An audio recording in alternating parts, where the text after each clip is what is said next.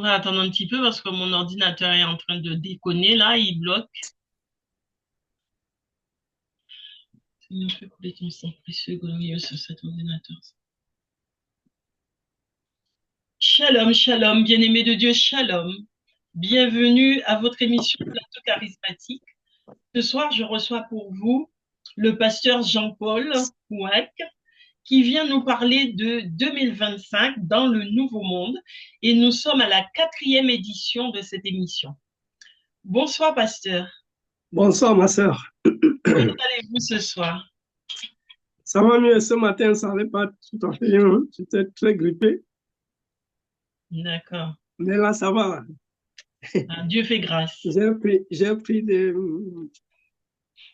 J'ai pris un mélange de citron, de gingembre et d'ananas. Ah, bah, c'est bien, un peu d'acidité, ça fait du bien Ouais, au je corps. je me sens mieux là. Ah, c'est bien. Donc, on va bien manger ce soir, une bonne nourriture. Eh bien, c'est très bien. Ouais, Eh bien, nous allons prier pour nous mettre en communion avec l'Esprit de Dieu. oui. Père éternel et tout-puissant, je viens te confier ce moment. Je te confie cette émission, Seigneur. Viens bénir nos lèvres, viens bénir, éternel Dieu, la bouche de ton serviteur. Sois avec la bouche de ton serviteur, Seigneur. Viens nous bénir, Seigneur. Bénis nos appareils, Seigneur. Bénis-nous, éternel Dieu de gloire. Bénis tous ceux, éternel Dieu, qui vont suivre cette émission. Ouvre leur intelligence, Seigneur, à la compréhension de toutes choses, Seigneur. Donne-leur, éternel Dieu de gloire, la bénédiction, Seigneur. Donne-leur, éternel Dieu, ta faveur divine, Seigneur. Accorde-leur ta faveur, Seigneur, afin qu'ils rentrent, éternel Dieu de gloire, dans cette dimension vers où tu veux les emmener, Seigneur. Père, viens, éternel Dieu de gloire, prends le contrôle de ce moment. Saint-Esprit, prends le contrôle. Au nom tout puissant, glorieux de Jésus-Christ de Nazareth, j'ai ainsi prié. Amen. Amen, amen. Donc, je Amen. disais que nous sommes à la 4e édition de cette émission. Oui, oui. Eh bien, je voulais... Et je signale on n'est toujours pas arrivé au règne de Dieu, parce que Dieu règne. Dieu a établi son règne, donc il règne. Mais on n'est pas encore là, on est en amont encore, parce que on dit que le royaume du monde a été remis à Dieu, mais par qui? Et comment ça se fait? C'est cela. C'est un mystère, ça. Hein? Oui. Là, Acte 17 nous dit que le Dieu qui a créé le ciel, la terre, la mer et tout ce qui s'y trouve, Dieu, c'est Dieu qui a créé tout ça. Et Oui. le psaume 24 dit que la terre est à lui. Le monde est à lui. Mais comment se fait-il que on lui a remis le royaume du monde, on le lui a remis? Je ne comprends pas, moi. Ça veut dire qu'il avait donné à quelqu'un, et puis ce quelqu'un vient le lui remettre. Hein, comme il a écrit dans 1 Corinthiens 15, on dit que il régnera jusqu'à ce que Dieu ait mis sous ses pieds ses ennemis. Parlant de Christ, dans 1 Corinthiens 14, 15. Donc, je pense que c'est ça, c'est à peu près ça. Bon. Mais ici, je ne pense pas qu'il s'agit de Christ. Je ne sais pas, je ne pense pas. Parce que le royaume de Dieu a été remis au Seigneur et à son Christ. Donc Christ n'est pas dedans. C'est pas Christ qui avait le royaume.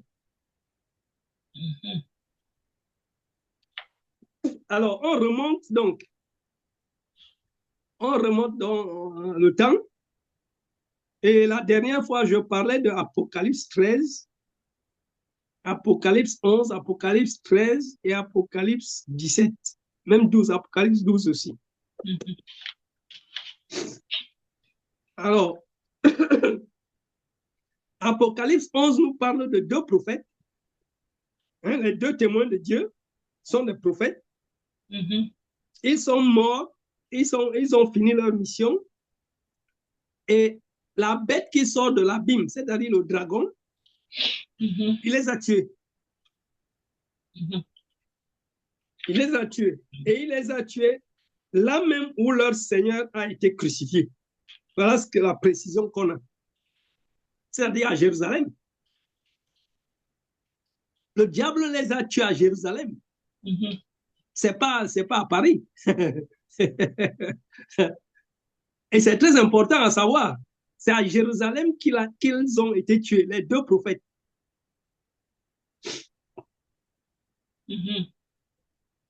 Alors, il faut voir la suite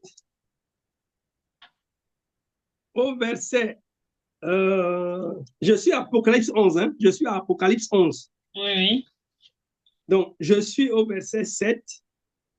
Quand ils auront achevé leur témoignage, la bête qui monte de l'abîme leur fera la guerre, les vaincra et les tuera.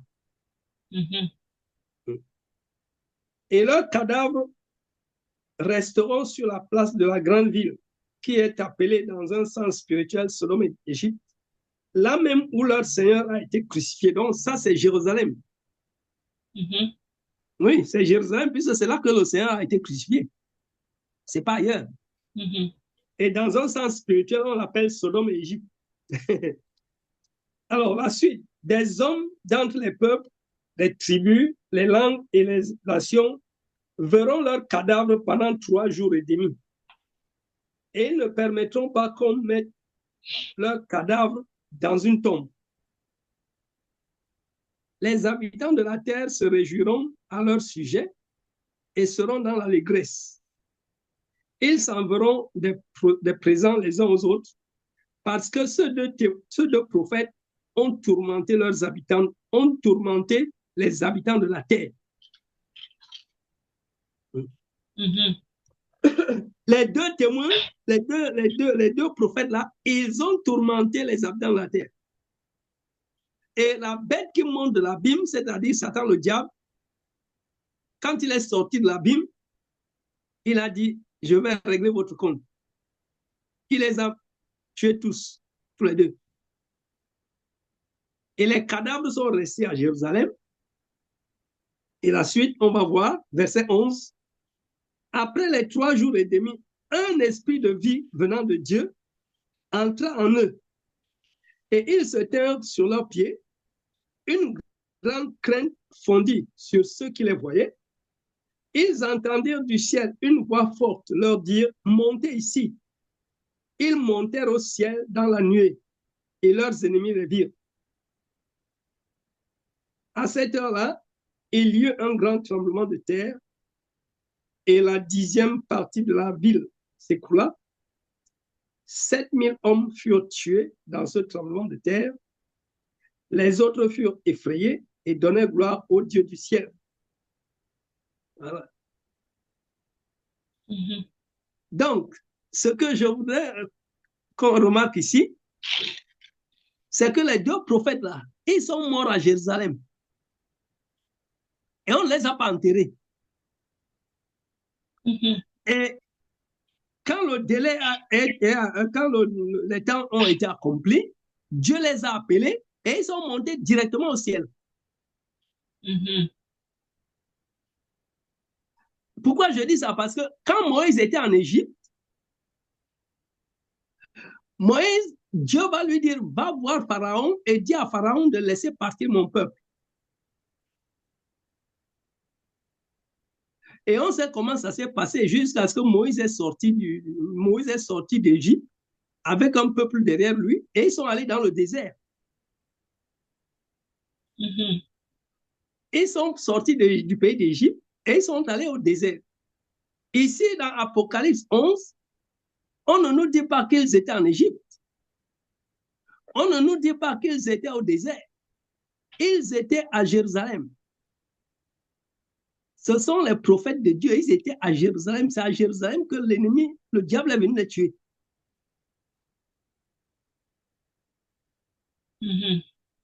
Ouais. Ils sont morts à Jérusalem. Et Jésus dira plus tard, Jérusalem qui tue les prophètes. Parce que les prophètes ne peuvent pas être tués ailleurs. C'est à Jérusalem qu'on a tué les prophètes de Dieu. Alors, en plus, c'est que ceux prophètes qui ont été tués à Jérusalem, ils sont montés directement au ciel. Ils n'ont pas été ensevelis, ils sont montés au ciel directement. Dieu les a ressuscités, il les a ensevelis. C'est très important parce que il y a des endroits où on dit que ils allaient monter d'Égypte. Il faut bien remarquer l'expression. Hein? Dieu dit, j'ai fait monter mon peuple d'Égypte. C'est-à-dire, ils sont montés d'Égypte. Oui. Ils ne sont pas sortis comme les autres sont sortis d'Égypte et ils sont allés au désert. Mais ceux-ci, ils sont montés directement de Jérusalem jusqu'au ciel. Ils sont allés direct. Ça, c'est une très grande différence. Il faut noter ça. Bon. Ensuite, je reviens à ce que j'ai commencé au début. C'est que Dieu a créé le ciel et la terre et la mer et tout ce qui s'y trouve. Le psaume 24 nous dit que la terre lui appartient, le monde lui appartient, tout est à lui. Oui. Voilà. Et dans le psaume 115, verset 16, il nous a dit que les cieux sont à l'Éternel et il a donné la terre aux hommes. Donc la terre appartient aux humains. Alors, moi, je fais toujours la différence entre l'être humain et l'homme. Moi, je fais la différence entre l'homme et l'être humain. Bon, je reviendrai là-dessus un autre jour, pas aujourd'hui. Parce qu'il y a une différence entre l'homme et l'être humain. Oui, oui. Il y a une différence entre l'homme et l'être humain. On va y revenir un jour parce qu'il y a beaucoup à dire là-dessus. Il y a trop de confusion.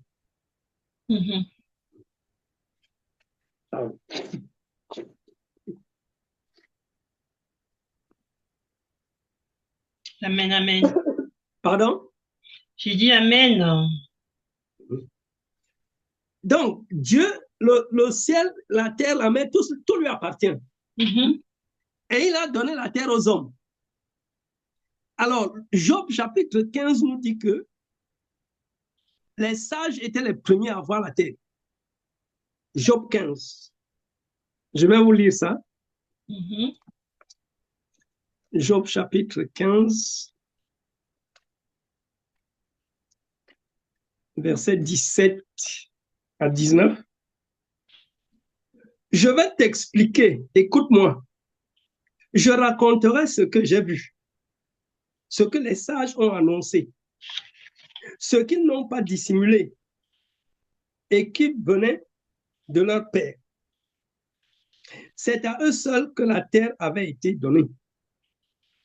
Et parmi eux, nul étranger n'était encore passé. Voilà. Donc, les premiers hommes qui ont reçu la terre, ceux à qui Dieu avait donné la terre, c'était les sages, les fils de la sagesse, parce que la sagesse a des enfants. Vous connaissez celui qu'on appelle la sagesse. Proverbe 8, la sagesse de Dieu. Même 1 Corinthiens 1, par la sagesse de Dieu, c'est Jésus. Et la sagesse a des enfants que Dieu lui a donnés.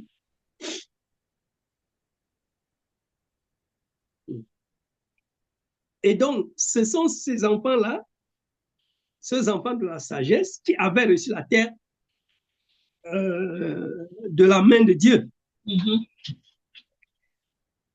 Alors, par la suite,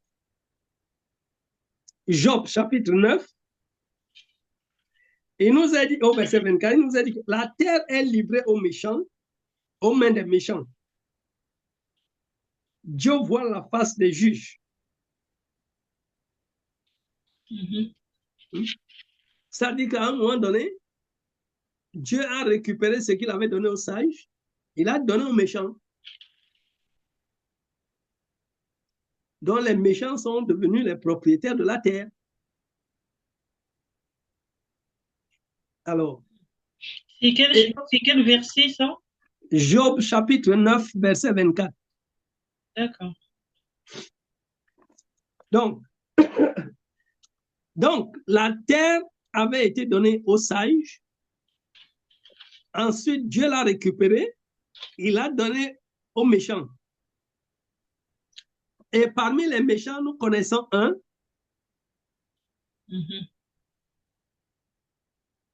qui s'appelle le roi de Babylone.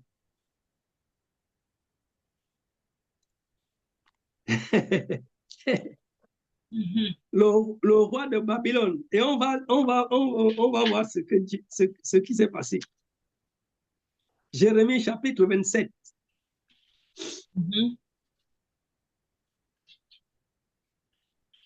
Jérémie chapitre 27, versets 5 à 7. Alors, Jérémie 27.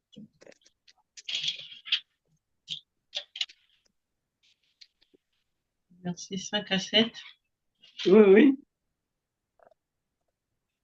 Alors, je lis la parole de Dieu. C'est moi qui ai fait la terre, ainsi que les hommes et les animaux qui la peuplent, par ma grande puissance et par ma force. Et je donne la terre à qui je le veux. Et maintenant, c'est moi qui donne tous ces pays à mon serviteur Nebuchadnezzar, roi de Babylone.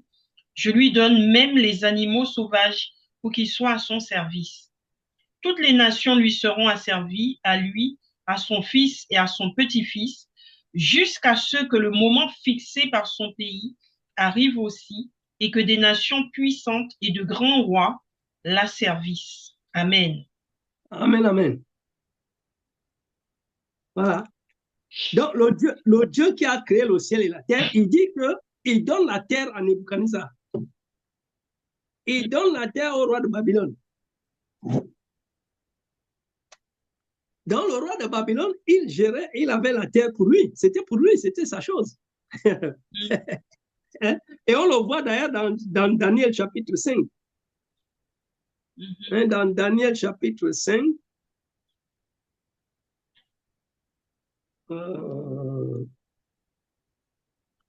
Daniel chapitre 5.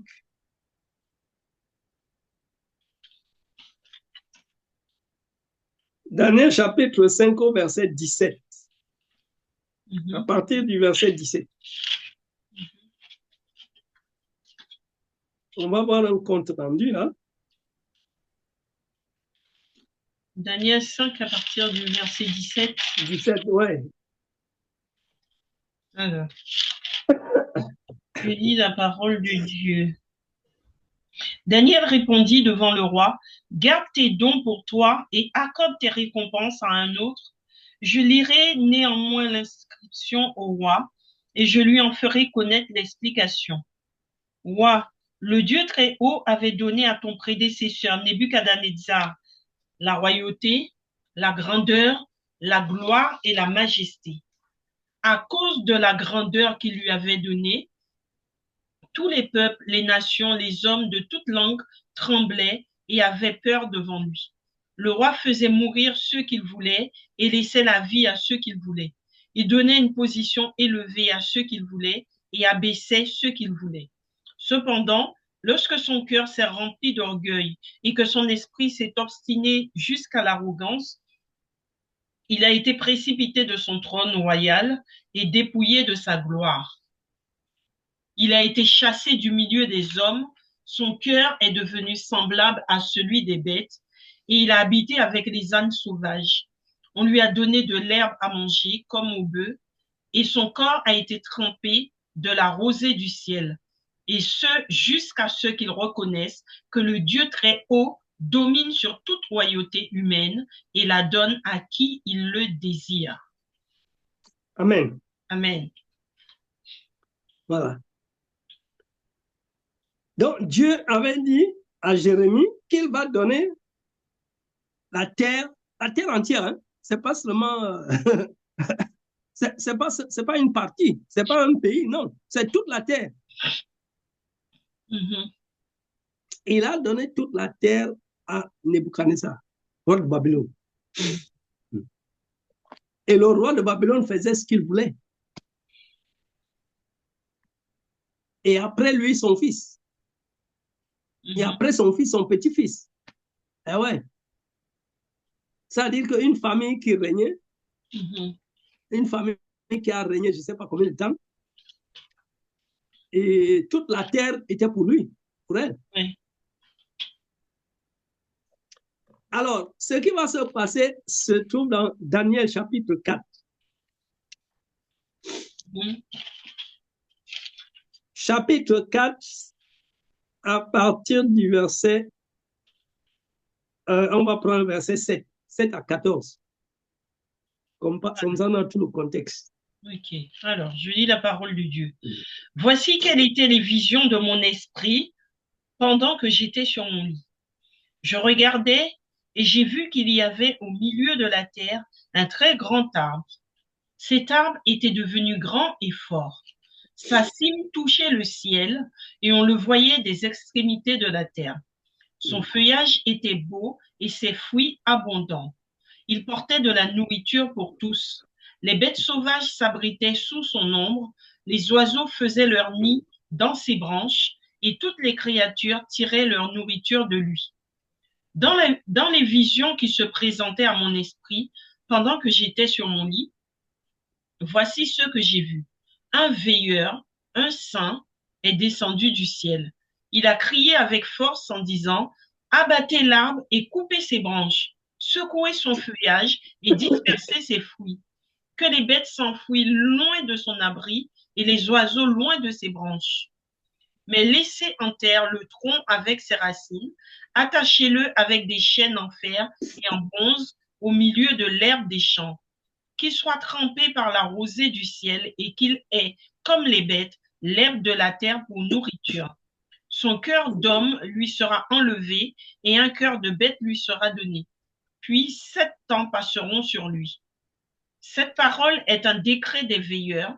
Cette décision est un ordre des saints afin que les êtres vivants reconnaissent que le Très-Haut domine sur toute royauté humaine, qu'il la donne à qui il le désire et qu'il peut y faire accéder le plus bas des hommes. Amen. Amen. Très intéressant. Amen, amen. Très intéressant. Alors, je commence par la fin. Et que c'est un ordre des saints. Ce sont les saints qui ont pris cette résolution. Ce n'est pas Dieu, hein? C'est les saints. Et qui sont les saints? Eh bien, c'est les vivants. Hein? Non. C'est les vivants, oui, mais ce n'est pas n'importe qui. Les saints, c'est les rescapés de Sion et de Jérusalem. C'est-à-dire que quand Dieu a détruit Sion et Jérusalem, il a laissé un reste. Hein? Ésaïe chapitre 4, verset 2 à 6. Ésaïe chapitre 4, verset 2 à 6. Je lis. En ce jour-là, le germe de l'Éternel deviendra magnificence et gloire, et le fruit du pays deviendra fierté et parure pour les rescapés d'Israël. Il arrivera alors que celui qui restera à Sion et celui qui sera laissé à Jérusalem seront appelés saints. Seront appelés saints. Tous ceux qui seront inscrits pour la vie à Jérusalem. Chapitre 37, Ésaïe 37. Ésaïe 37, verset 31. 32. Ésaïe 37, verset 31 et 32. Les rescapés de la maison de Juda qui seront restés produiront encore des racines vers le bas et porteront du fruit vers le haut. Car de Jérusalem, il sortira un reste et de la montagne de Sion des rescapés. Voilà ce que fera le zèle de l'Éternel des armées. Ça veut dire que ceux que Dieu a laissés à Jérusalem et ceux qui sont restés à Sion, c'est les deux parties, les deux qui sont les saints, qui sont devenus les saints, ce qu'on appelle les saints. Et ce sont eux qui ont pris cette résolution de destituer Nebuchadnezzar. Et quand tu regardes dans Apocalypse 20, tu vas voir que les saints ont siégé. Et le tribunal s'est assis dans Apocalypse 20. C'est à ce moment qu'ils ont pris cette décision-là de destituer Nebuchadnezzar. Alors, pour nous, c'est intéressant pour nous parce que le royaume du monde a été donné à Dieu et à son Fils et à son Christ.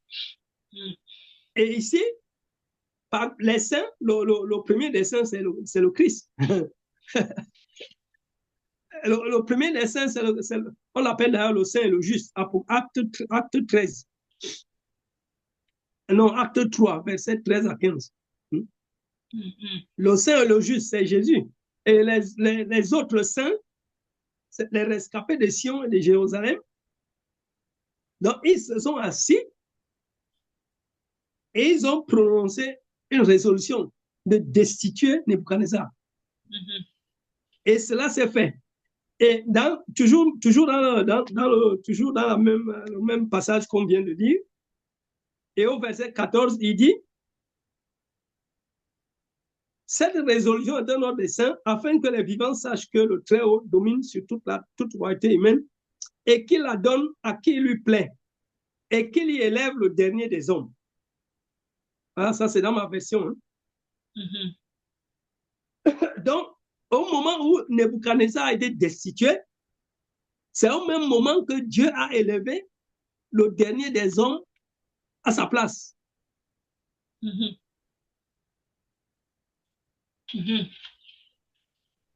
Parce que quand on regarde, si on regarde avant, quand on regarde avant,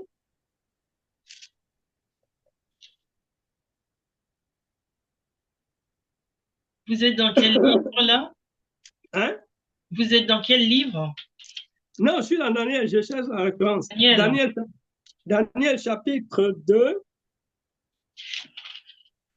Oui, dans le chapitre 4 aussi, hein, à partir du verset 27, il en parle. Oui, non, mais c'est pas ça, c'est pas ça. Ce que je voudrais dire, c'est Daniel chapitre 2. Et à partir du verset 36. Je vous laisse lire.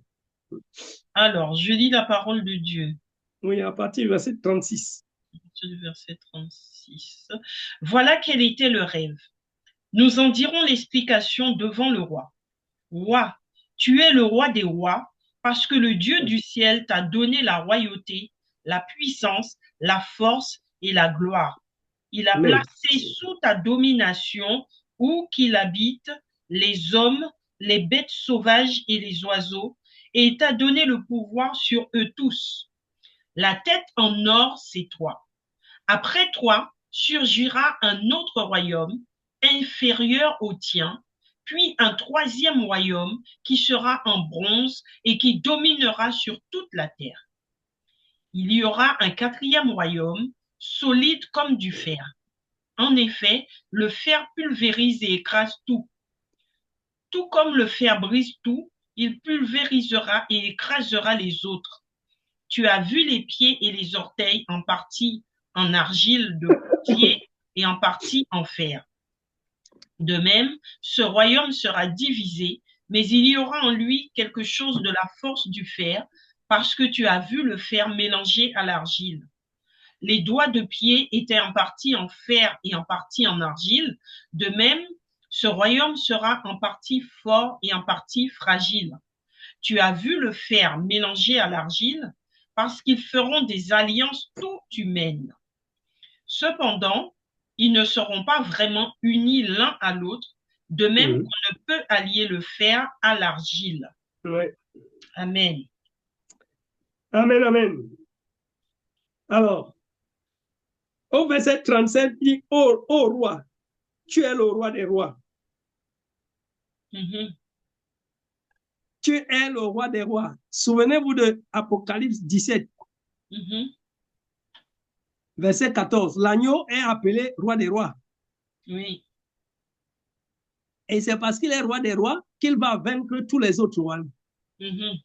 C'est écrit, Apocalypse 17, 14. Oui. Parce qu'il est roi des rois. Mais avant cela, il y avait déjà le roi de Babylone qui était roi des rois. Il y avait déjà le roi de Babylone qui était roi des rois. Et si je ne me trompe pas, il y a aussi le roi des Mèdes qui était roi des rois.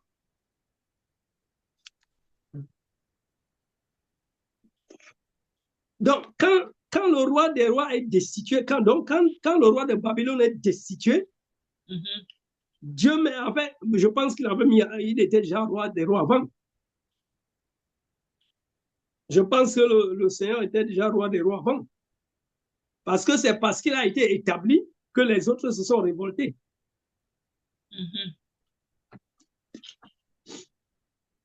Donc, il était déjà roi des rois dans le ciel, mais pas sur la terre. Voilà, je pense que c'était ça. Il était roi des rois dans le ciel, mais pas sur la terre encore. Parce qu'après, il dira que Dieu dira qu'il va châtier les rois de la terre. D'abord, il va châtier l'armée des cieux et ensuite, il va châtier les rois de la terre. Parce que c'est les deux qui se sont ligués. Les princes se sont ligués avec les rois de la terre. Donc, il fallait d'abord qu'ils commencent par régler leur compte dans le ciel et ensuite venir régler sur la terre. Et ça, on le sait, c'est dans Ésaïe 34, la vengeance de l'Éternel. Que son épée a déjà réglé le compte dans le ciel. Il a réglé le compte de l'Assyrien, il a réglé le compte de Babylone, de l'Égypte. Et ensuite, il est descendu sur la terre, sur Édom, et puis tous les autres, les Élam et consorts.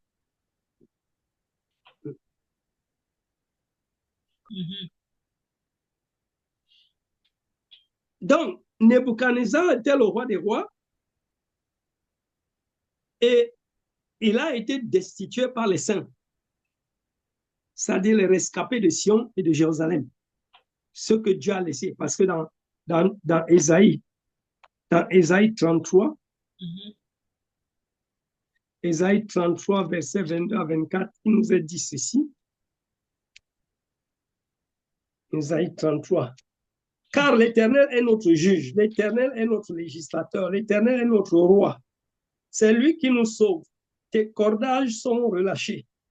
Ils ne maintiennent plus la solidité des mains et ne tendent plus les voiles. Alors on partage la prise d'un immense butin. Les boiteux même prennent part au pillage. Aucun habitant ne dit « je suis malade ». Le peuple qui demeure à Jérusalem reçoit le pardon de sa faute. Donc, après avoir détruit donc les ennemis, le reste du peuple de Jérusalem reçoit le pardon, Dieu le pardonne. Et ce sont eux qu'on appelle les saints, avec ceux qui sont restés à Sion. Donc, il est réuni pour faire une seule nation, et c'est eux qu'on appelle les saints. Et nous, aujourd'hui, nous sommes devenus leurs concitoyens. Nous sommes les concitoyens des saints. Voilà. Et donc, quand Dieu a donc fait cela, il leur a donné le royaume. Parce que dans Isaïe 63, verset 18, dit que ton peuple saint n'a reçu le royaume que pendant peu de temps. D'ailleurs, il le dit même dans Daniel chapitre 7. Daniel 7, est-ce qu'on l'a lu? Non, on n'a pas lu Daniel 7. Daniel 7. Oui, Daniel chapitre 7. Daniel chapitre 7, à partir du verset 13. On va lire ça, ça va nous donner quelques instructions. Alors, Daniel 7, verset 13. Je lis la parole de Dieu. Pendant que je regardais dans mes visions nocturnes, quelqu'un qui ressemblait à un fils de l'homme est venu avec les nuées du ciel. Il s'est avancé vers l'ancien des jours et on l'a fait approcher de lui. On lui a donné la domination, la gloire et le règne, et tous les peuples, les nations et les hommes de toute langue l'ont servi. Sa domination est une domination éternelle qui ne cessera pas et son royaume ne sera jamais détruit. Amen. Amen. On arrête là pour le moment. Et regardez le verset 37 de Daniel 2. Alors, Daniel 2. Oui, et on va comparer les deux. On va comparer. Hein? Daniel 2, verset 37. Alors, je lis la parole de Dieu. Roi, tu es le roi des rois, parce que le Dieu du ciel t'a donné la royauté, la puissance, la force et la gloire. Amen. Amen. Et ici, il dit quoi au verset 14? Alors, verset 14, il dit, il lui a donné la domination, la gloire, le règne et tous les peuples, les nations, les hommes de toute langue l'ont servi. C'est la même chose. C'est la même chose. Mm-hmm. Donc, Dieu a récupéré ce qu'il avait donné au roi de Babylone et il a donné à son Christ.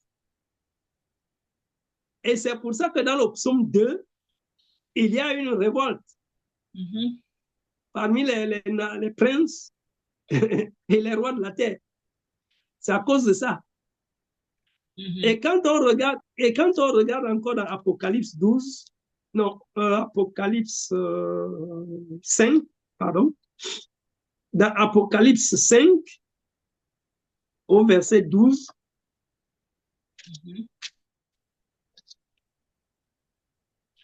Apocalypse 5, oui. 5, 12. Oui, verset 5. C'est là où Jésus a été couronné. C'est là qu'il a reçu le royaume. Alors, je lis la parole. Verset 12. Verset 12. Il disait d'une voix forte, l'agneau qui a été offert en sacrifice est digne de recevoir la puissance, la richesse, la sagesse, la force, l'honneur, la gloire et la louange. Amen. Donc, il a reçu tout ceci. Et c'est pour ça que dans le ciel, il y a une rébellion. Et ils se sont mis à détruire la ville, la montagne, et à détruire la ville de Dieu. Et Dieu va se venger après. Il y aura la vengeance. Et cette vengeance, c'est ce que je disais la dernière fois, c'est qu'elle est marquée par deux événements. D'abord, la fin de l'Assyrien et ensuite la fin du roi de Babylone. D'accord. Donc, ici, on comprend donc que, en fait, on commence à comprendre pourquoi le royaume de Dieu a été remis à Dieu et à Christ, et à son Christ. On commence à comprendre que c'était entre les mains de quelqu'un d'autre. Amen. C'était entre les mains de Nebuchadnezzar, roi de Babylone.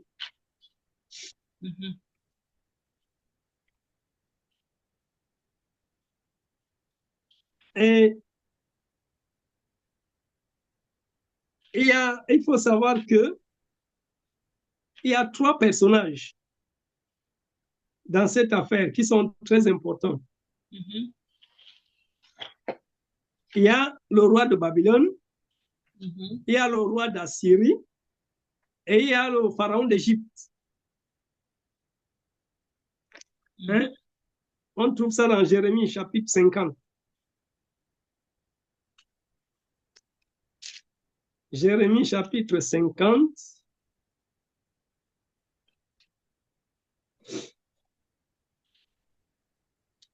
Le verset 6 et 7. Il dit ceci. Mon peuple était un troupeau de brebis perdus. Leurs bergers les égaraient,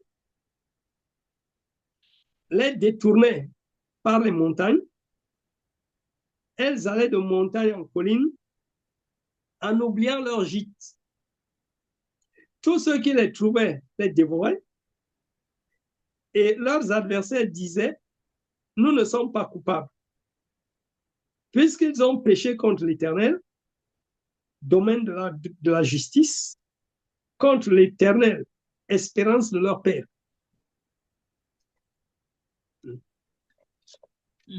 Donc, le peuple de Dieu était un troupeau de brebis perdus. Alors, souvenez-vous que Jésus a été envoyé vers les brebis perdues de la maison d'Israël. Oui. Voilà. Jésus a été envoyé vers les brebis perdues de la maison d'Israël, mais il n'y avait pas que les brebis perdues. Oui. On va passer au verset 17. Verset Jérémie 17 50. Jérémie 50, verset 17. Voici ce qu'il dit. Israël est une brebis égarée que les lions ont chassée. Le roi d'Assyrie l'a dévoré le premier.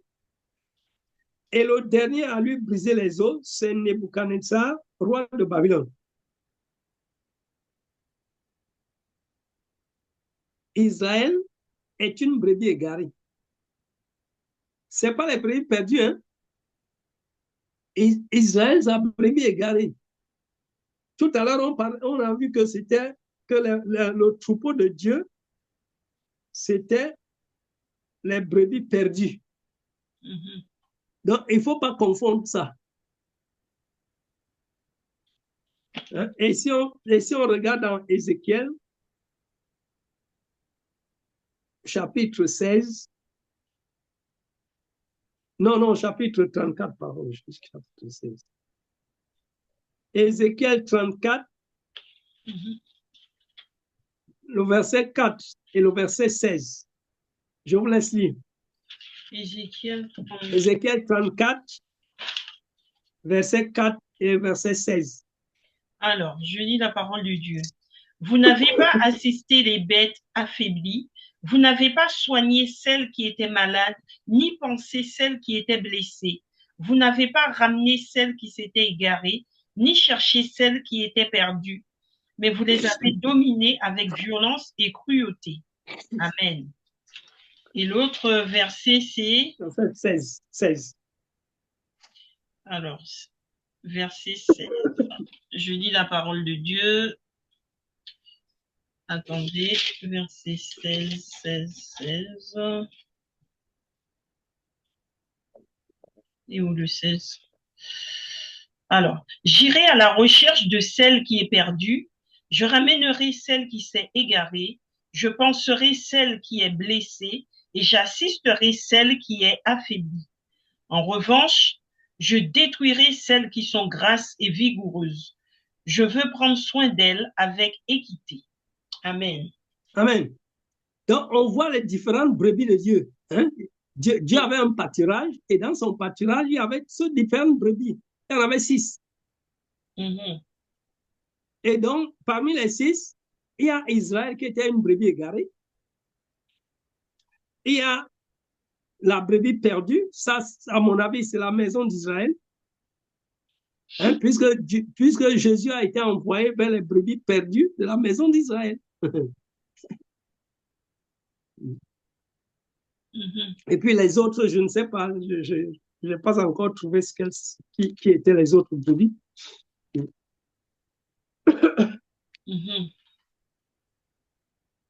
Donc, je disais qu'il y a donc trois personnages importants. Il y a le roi de Babylone, il y a le roi d'Assyrie et il y a le roi d'Égypte, le pharaon. Oui. Donc, on sait que Israël est sorti d'Égypte. Et ensuite, l'Assyrien, ils sont allés en captivité en Assyrie. Et ensuite, ils sont allés en exil à Babylone avant de retourner à Sion. Voilà comment ça s'est passé. Et celui qui a détruit le pharaon, c'est le bras de l'Éternel. C'est encore lui qui a détruit le roi d'Assyrie. C'est encore lui qui a détruit le roi de Babylone. C'est-à-dire les trois bergers là, c'est lui qui les a détruits. Hein? Et il le dit dans Zacharie 11.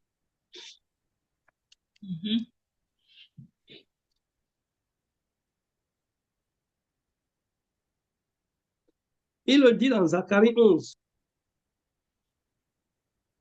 Versets 7 et 8, il dit, alors je fis paître les brebis, destinées à la boucherie, assurément les plus malheureuses des brebis. Je pris 2 poulettes, j'appelais l'une tendresse et j'appelais l'autre union. et je fis perdre les brebis. Je fis disparaître les 3 bergers en un mois.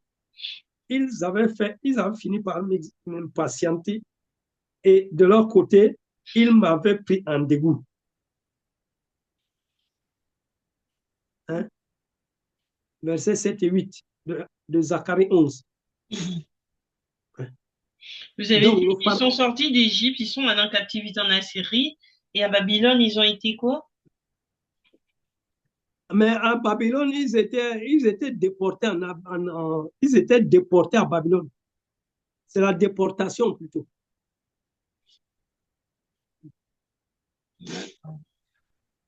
Ils étaient déportés à Babylone. Oui. C'est Jérémie. Jérémie chapitre 28. Je vous donne la référence. Jérémie chapitre 28, versets 4 à 7. D'accord. Ça, c'est la déportation à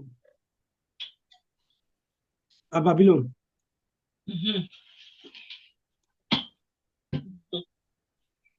Ok. Ok. Eh bien, on approche de la fin, pasteur. On a déjà bien avancé. Ça va faire bientôt 1 heure. Hein? Oui. Bon, je pense que la prochaine fois, on va finir. On va voir les choses encore plus claires. Oui. Là, on est sur la voie là enfin, on a déjà des éléments là qui nous expliquent pourquoi le royaume a été remis à Dieu. Oui. On commence à voir les éléments d'explication. C'est cela. C'est cela. Ben, on a bien avancé. Je pense qu'on va peut-être s'arrêter là ce soir. Oui, d'accord. Je vais vous laisser conclure et puis prier pour le peuple de Dieu. Oui. Seigneur notre Dieu, nous te disons encore merci ce soir pour ta parole. Toi qui veux que tous les hommes soient sauvés et parviennent à la connaissance de la vérité, Seigneur, nous voulons connaître la vérité pour qu'elle nous libère. Seigneur. La liberté, la Bible dit que si le Fils nous libère, nous sommes réellement libres. Papa, c'est cette liberté que nous voulons, c'est elle que nous désirons de tout notre cœur, Papa. Merci encore pour la sémence que tu as sémée ce soir dans nos cœurs. Seigneur, permets qu'elle porte du fruit dans nos vies et dans nos familles et dans notre entourage.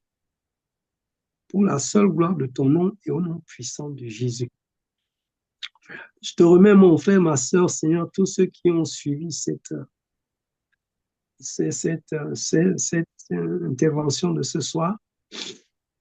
Papa, ce que je n'ai pas bien dit, Seigneur, toi, tu connais et je prie pour que toi-même, tu mettes les choses au point, Seigneur, comme tu le dises comme il faut, Seigneur, afin que ton peuple soit bien nourri.